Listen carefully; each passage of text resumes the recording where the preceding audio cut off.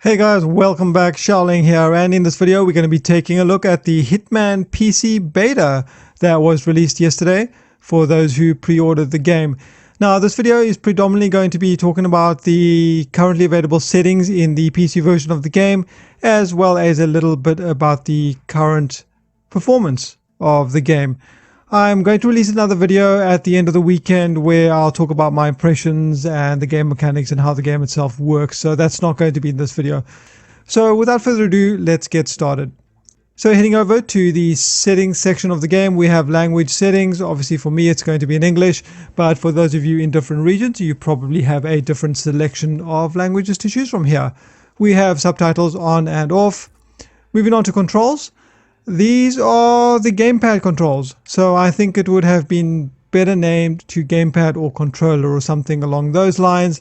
I think it's a little misleading calling this controls, but it is controls technically, but yeah, I think that a better description would have been gamepad because these are all gamepad specific settings. But if you are one of those who likes to play with the gamepad, you have settings here to invert your X and Y axis, disable vibration or enable, fast targeting, aim assist, and that's pretty much it. I haven't seen any place where you can customize the gamepad selection anywhere, as in what buttons are going to do what. So you're going to be stuck with whatever the default controls are by the looks of things. Moving over to mouse and keyboard, we have invert the mouse sensitivity, and key bindings. And always good to see that the key bindings have alternates. So every single key has an alternative binding that can be configured to your liking. Moving on to gameplay. Fixed map, opportunities, instinct, minimap, NPC icons, attention, vital info bar, interaction highlights, and objective defaults. Now, obviously, if you've never played the game, a lot of this stuff won't make sense to you.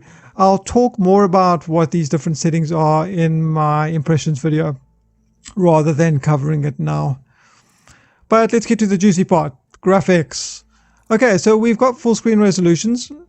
We've got a bunch of different resolutions to choose from, so pretty much anything that you could want to use in the game. We have full screen exclusive mode, which is always good. So for those of us who have two screens, your mouse isn't going to wander off on its own adventure. Moving down, we have shadow resolution from low through to high. We have shadow maps from low through to ultra. We have anti-aliasing. We only have two anti-aliasing settings available in the game, at least in the beta, FXAA and SMAA. We have screen space, ambient occlusion, level of detail, which ranges from low to ultra. We have texture quality, which ranges from low to high. Anisotropic filtering all the way from trilinear to 16 times, VSync on, and super sampling. Now, super sampling by default is, all I can say is here. If you load up the launcher, you can change these settings as well, and their super sampling actually says 1.0 as the default setting for this. However, when you're in the game, like now, it doesn't actually show you. So if you move this around and you forget where this is, you're either just going to have to experiment until your frame rate is where you like it, or I would say click restore defaults, but that apparently in this does absolutely nothing. It's not going to change anything that you've previously set to the defaults. So that needs to be fixed, obviously. Super sampling, this is an interesting setting. When you turn it lower than the default, the game starts to get very, very blurry, and I really wouldn't recommend trying to play it like that. Whereas when you turn it up, the games become incredibly clear because yes, it's super sampling, but your frame rate's going to tank. I will demonstrate that when we load into the first level of the game. These are the default recommended settings for the game. I'm using the latest Nvidia driver, which says it has, I'm not going to say an SLI profile, but it has a profile for the Hitman beta. But there are still some issues with performance in this game. If I'm turning these up to anything more than medium, it has a relatively large impact on the frame rate as well. But at the same time, even when turning everything to low, the frame rate is better, although it still drops, and it doesn't look that much worse. So it depends how fussy you are with your performance. And that's pretty much it for all the graphics settings in the game. Something I have to say, you'll notice that in all of these tabs, there is no audio settings tab. So there's no way to adjust your game volume, your sound effects, your music, or anything like that. It's just not here. So you'll actually have to go to your Windows mixer or whatever software mixer you're using at the moment if you want to start adjusting the game volume. And this is still a beta, so I expect that the performance is going to be improved as the game progresses closer toward the release. But you can see that as I run into these crowds, the frame rate is dropping down from the 60 down to 35 here, depending on where I'm looking. Now, I don't have any of these performance problems in the second level, but the second level of the game doesn't actually have large crowds of people like this. The second level available in the game is a military base, and it's got a few guards and, you know, a few important NPCs. You don't have all these extra crowds and whatnot, you know, in the game. So I do think that these crowds have pretty much everything to do with these performance problems. So some more optimization is obviously needed in that department.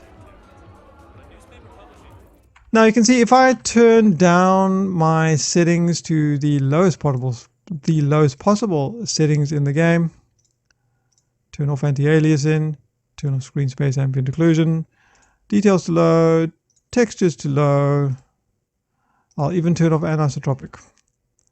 I'm going to leave super sampling. I'm going to demonstrate that afterwards. Okay, let's see.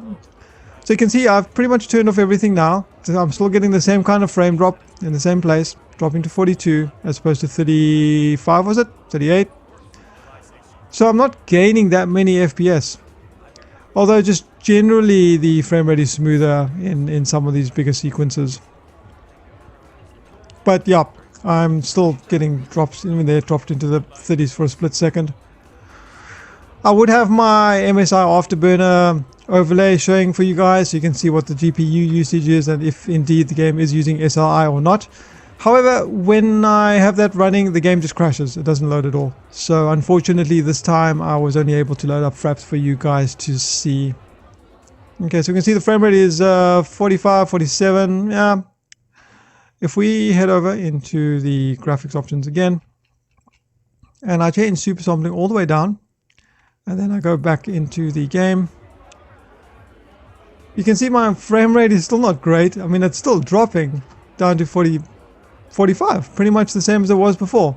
So turning down super sampling from the default seems to garner pretty little to no performance improvement. But your game looks like, well, this. This is probably going to give you eye problems and a headache. So I really wouldn't recommend turning it down, to be honest. I mean, here you can see the frame is dropping to 35. Is pretty much what I was getting on the settings I had prior to fiddling with all these settings. Yep. However, when turning super sampling up to the maximum, you'll see a massive frame impact. Of course, the game looks very clear because it is super sampling after all. But you can see, here we go, the frame rate is at a hefty 20 frames a second. So if we head into the graphic settings and I put everything to the highest possible settings. Alright, so we were getting 22 frames or so, now we're getting 15, 11. I mean, this is not going to be playable, obviously. Just want to give you guys the idea of how these settings are affecting performance on my current setup. I would suggest leaving super sampling on what the default is. The restore default buttons here doesn't work, as I mentioned earlier. I hope I mentioned it earlier. Well, if I didn't, it doesn't work. So clicking on this isn't going to restore anything. So what I found myself playing on is in medium shadows and medium shadow maps. Texture quality is high is fine. VSync is on. Level of detail, I've put it on high. And that's pretty much it. As I said before, the second map in the game doesn't suffer from any performance issues whatsoever. In fact, when I load up that map, I tend to cram everything up except for super sampling, and I still get a solid 60. So I think the performance problem definitely has to do with the amount of people here, and it obviously needs to be a little bit further optimized.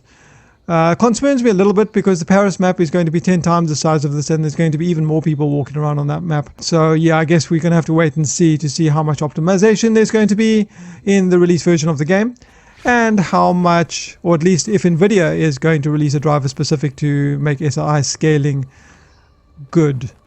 But I hope this was a little bit helpful to you guys to get an idea of how the game performs in its current state. If you weren't able to get your hands on the beta, at least you can get an idea of what to expect. If you have any questions or comments, you can leave them in the section below. And as I said, after the weekend, after I've spent some good time with the game, I'm going to make an impressions video where I talk about the new mechanics in the game and some of the new systems that they've implemented and what my thoughts are. Otherwise, I've been Xiaoling. Hope you guys enjoyed the video. Thanks very much for watching, and I'll see you next time. Hey guys, welcome back to the PC import analysis. In today's episode, we're going to be taking a look at XCOM 2. Sorry for the little bit of a late video. It took a while for my copy to arrive from the store where I bought it. And yeah, so without further ado, let's get started. Welcome back to In Perspective, Xiaoling here, and in today's episode, we're going to talk about my impressions of the PC version of The Division beta. So for those of you who don't know what The Division is, it's a third-person cover-based shooter RPG set in a near-future post-apocalyptic